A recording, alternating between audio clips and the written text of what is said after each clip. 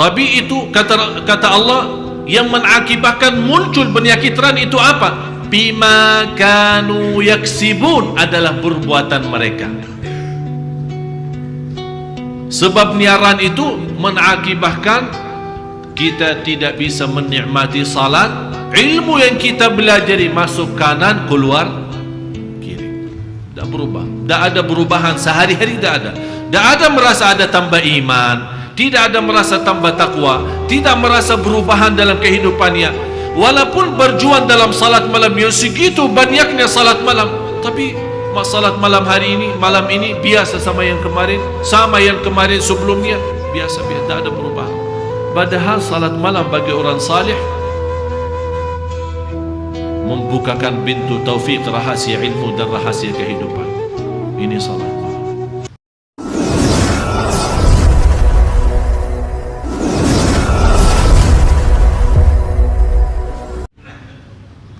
Assalamualaikum warahmatullahi wabarakatuh. Alhamdulillahi rabbil alamin. وأشهد أن لا إله إلا الله وحده لا شريك له ولي الصالحين وأشهد أن سيدنا ونبينا محمدا عبد الله ورسوله الصادق الأمين اللهم صل وسلم وبارك على سيدنا محمد وعلى آله وصحبه ومن تبعهم بإحسان إلى يوم الدين سبحانك لا علم لنا إلا ما علمتنا إنك أنت العليم الحكيم. Maha suci Allah, kami tidak memiliki ilmu apa-apa, hanya saja apa yang diberikan oleh Allah subhanahu wa ta'ala. Alhamdulillah wa syukurillah atas karunia dan semua segala nikmat yang kita miliki dari Allah subhanahu wa ta'ala. Wa in ta'uddu ni'matallahi la tuhsuha. Tidak ada manusia yang mampu menghitungkan nikmat-nikmat Allah subhanahu wa ta'ala. Innal insana ladzalumun kaffar. Sungguh manusia amat zalim dan amat kafir. Kalau dalam bahasa Arab itu zalim beda artinya sama zaluma. Zalim beda artinya sama zaluma, wa jahil beda artinya sama jahula. Zalim itu adalah berbuat kezaliman. Tapi kalau zaluma sudah melalui batas dalam berbuat kezaliman. Dan yang poin pertama atau amalan yang menjadi perbuatan sangat zalim yang sudah termasuk melalui batas adalah syirik billah. Perbuatan syirik. Kalau kita masih ingat wasiat Nabi Luqman alaihi salam, kalau menurut sebagian ulama Luqman adalah Nabi, dan sebagian ulama menganggap Luqman adalah seorang hakim, seorang bijaksana, seorang salih, bukan Nabi. Tapi kita bisa mengambil banyak manfaat daripada wasiat yang insyaAllah menjadi bahan belajaran dan tema belajari wasiat daripada Luqman al-Hakim. Belajari wasiat daripada Luqman al-Hakim yang insyaAllah kita akan sampaikan di majlis ta'lim kita di Masjid Al-Latif Blok M. Jadi salah satu wasiat yang terutama, walaqad atayna Luqman al-hikmata an ishkur lillah وَمَنْ يَشْكُرْ فَإِنَّمَا يَشْكُرُ لِنَفْسِهِ وَمَنْ كَفَرَ فَإِنَّ اللَّهَ غَنِيٌّ حَمِيدٌ وَإِذْ قَالَ لُقْمَانُ لِابْنِهِ وَهُوَ يَعِظُهُ يَا بُنَيَّ لَا تُشْرِكْ بِاللَّهِ. Saat Luqman al-Hakim memberikan nasihat kepada anaknya, pertama nasihat la tusyrik billah, jangan berbuat syirik. Alasannya apa? Inna syirka la zulmun azim. Perbuatan syirik adalah kezaliman yang amat besar. Kezaliman yang amat besar. Semua dosa diampuni Allah Subhanahu wa taala kecuali dosa syirik. Dan salah satu ciri-ciri hari kiamat adalah tersebarnya syirik, tersebar kufur. Kalau kita mau hitungkan penduduk bumi, orang muslim sama non muslim, jauh lebih banyak yang non muslim. Orang muslim walaupun sudah melebihi 1 miliar, tapi lebih daripada separuh 1 miliar itu, malah sampai lebih daripada 70% belum mengerti agama dengan cara yang benar. Oleh karena itu kita melihat orang muslim tapi berlakunya tidak beda sama non muslim, padahal dia orang muslim. Dari sisi pakaian, dari sisi gaulan, dari sisi ucapan, dari sisi hubungan sama orang lain di dunia ekonomi, bisnis, apa saja. Kita melihat sekarang pengaruhnya bagaimana kehidupan umat Islam. Yang semestinya kita mandiri sebagai orang muslim, tunjukkan keislaman kita dalam hal pakaian kita, dalam ucapan kita, gaulan kita, gerakan kita, kita tunjukkan keislaman kita. Karena kita sebagai orang muslim tapi tidak menjaga keislaman kita dan menampilkan keislaman kita, membayangkan supaya semua orang tahu saya orang muslim, bukan karena nama tapi berlaku saya tunjukkan keislaman, apa yang terjadi akibatnya seolah-olah kita malu sebagai orang muslim dan kita merasa Islam itu membawa keburukan. Akhirnya Allah Subhanahu wa taala mengirimkan sebagian bukan azab tapi sebagian menjadi musibah supaya kita sadar dan ingat. Salah satunya adalah gempa bumi. Dan Rasulullah sallallahu alaihi wasallam sudah menjelaskan tidak akan terjadi hari kiamat sampai gempa bumi itu sudah menjadi sebuah kebiasaan. Sekarang kita mendengar hampir setiap minggu ada berita di negara Indonesia maupun di luar, di mana-mana, hampir setiap minggu. Tak usah kita bicara zaman Rasul, zaman sahabat. Bapak ibu yang sudah usia, sudah tua 60-70 tahun, kira-kira dibanding zaman dulu sama sekarang, mana yang lebih banyak gempa bumi? Sekarang. Jelas sekarang. Kalau kita sudah merubah kebiasaan kita, dari dulu memakmurkan masjid, suka masjid, sekarang sudah kita jarang ke masjid, kecuali kalau ada acara tertentu. Kalau kita memperhatikan, banyak kita berlaku amal saleh, tahajud, qiyamul lail, puasa Isnin Kamis, tapi gibah tak pernah berhenti, fitnah, menyebarkan fitnah tak pernah berhenti. Apalagi sekarang semakin mudah kita menyebarkan fitnah. BB bisa menyebarkan fitnah, SMS menyebarkan fitnah, Facebook dan yang lain-lain. Berarti kan lebih mudah kita mengikuti syaitan. Dulu mana ada HP, dulu mana ada komputer dan Facebook, internet dan yang lain. Apalagi sekarang mudah, seolah-olah kita dimudahkan untuk bermaksiat dan berdosa. Ini salah satu yang mengakibatkan kehancuran amal saleh kita. Masjid sekarang sudah tidak punya harga. Saya pernah kemarin di Malaysia, salah satu masjid besar namanya Masjid Putrajaya, salah satu masjid megah, cantik luar biasa, dikunjungi oleh ribuan orang dari luar negara, muslim atau non muslim. Salah satu aturan mereka di sana, kalau orang non muslim mau masuk sebagai melihat sejarah bangunan, keindahan bangunan Islam itu, diharuskan diberikan pakaian khusus menutupi kepala sampai ujung kakinya. Padahal di sini lakum dinukum waliyadin. Tapi karena mereka ini masjid, ini rumah Allah, biar non muslim diaturkan wajib kamu hargai tempat kami.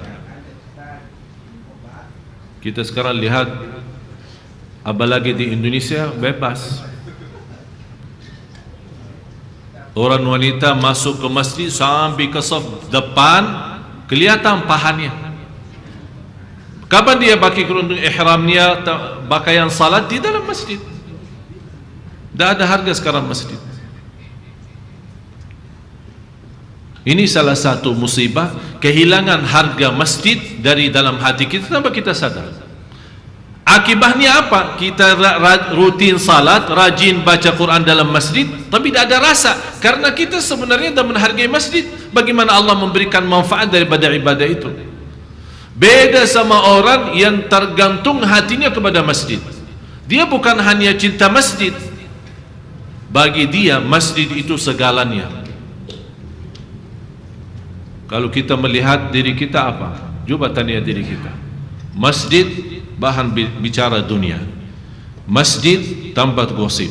Masjid tanpa menyebarkan fitnah. Masjid tanpa sampai orang megang pas lagi ceramah SMS-an yang enggak dalam masjid dan pas majlis ta'lim.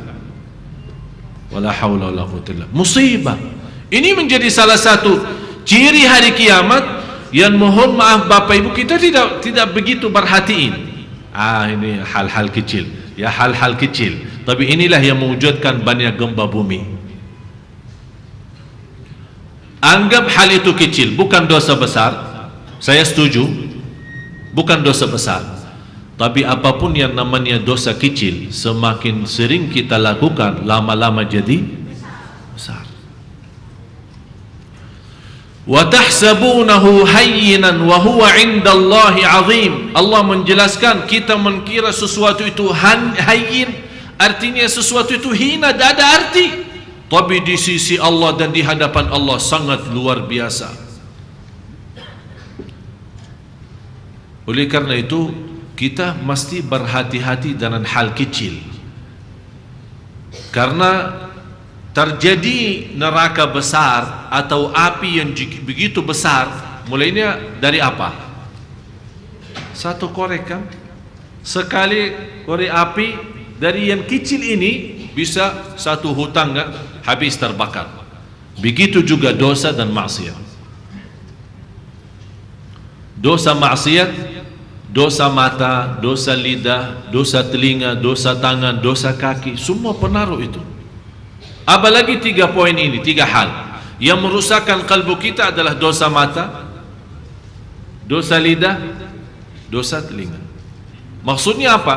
Apapun yang kita ucapkan langsung nempel dalam hati.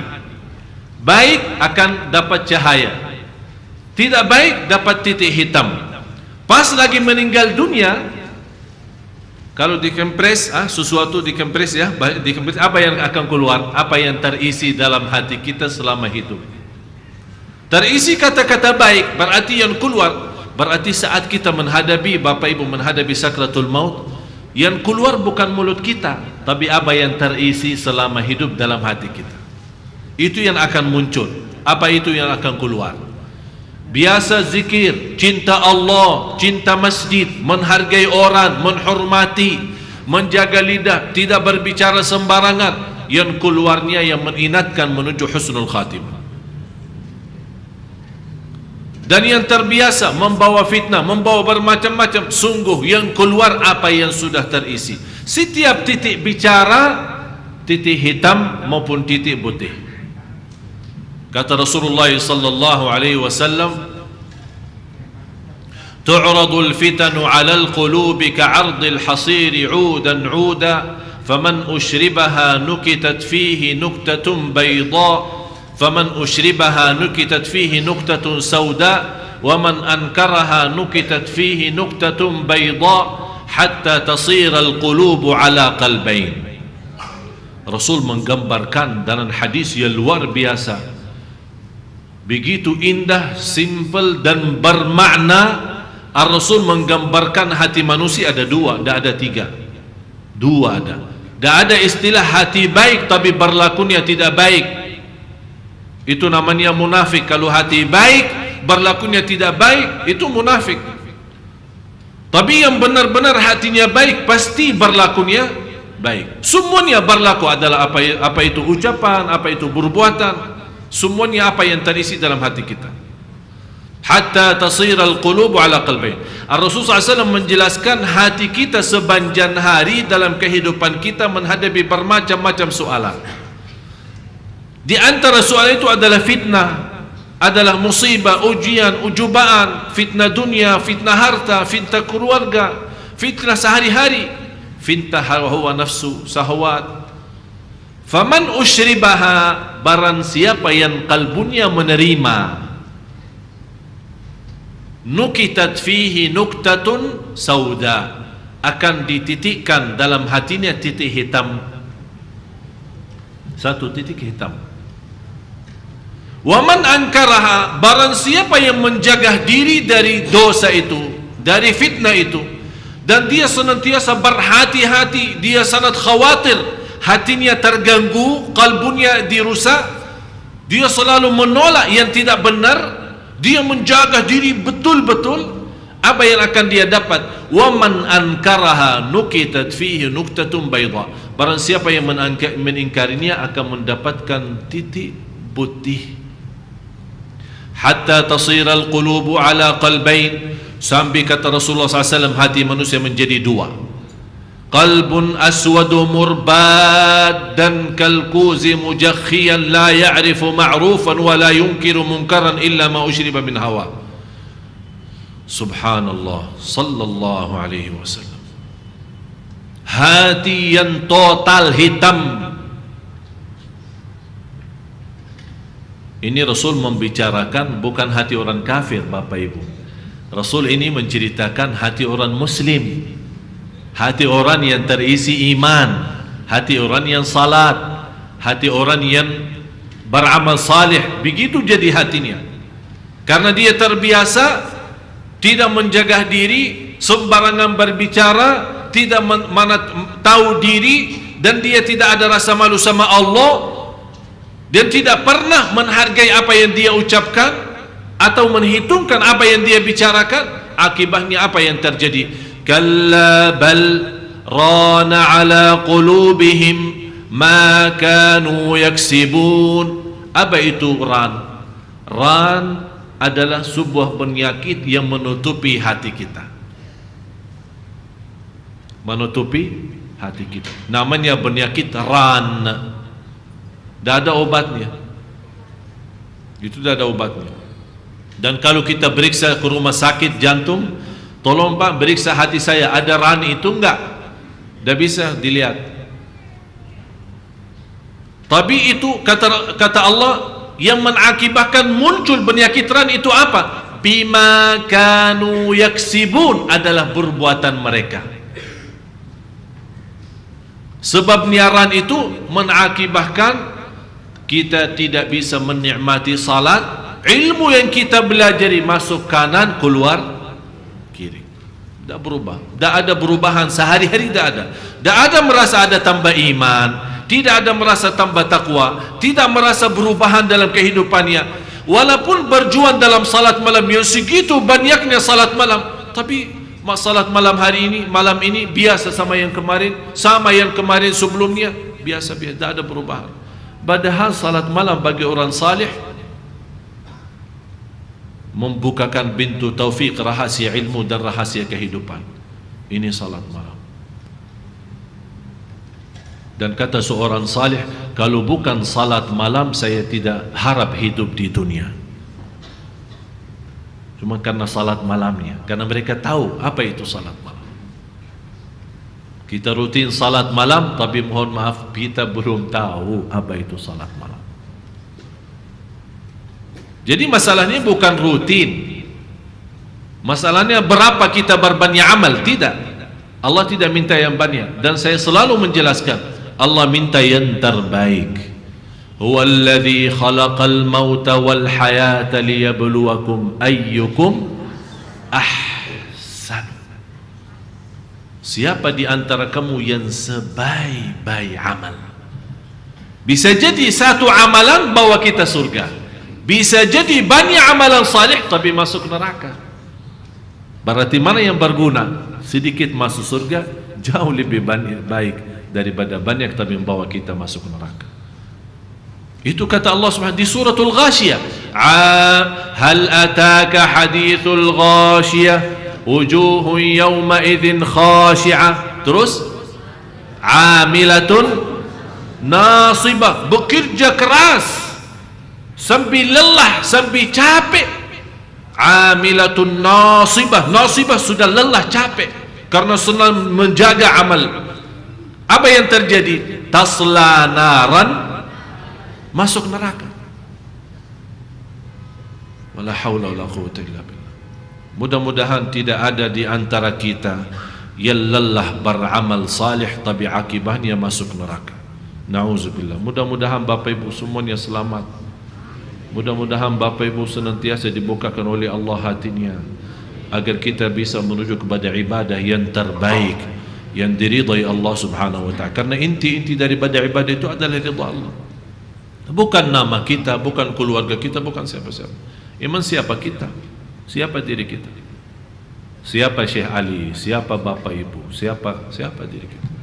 Kita tidak ada nilainya sama sekali kecuali dalam takwa kepada Allah SWT. Sungguh tidak ada nilai. Biarpun dikenal semua yang ada di bumi, tapi tidak ada nilainya kalau tidak dikenal sama Allah, tidak dikenal sama malaikat.